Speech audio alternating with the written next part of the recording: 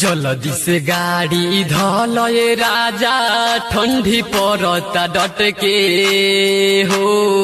जरा में सुतल जाई सट के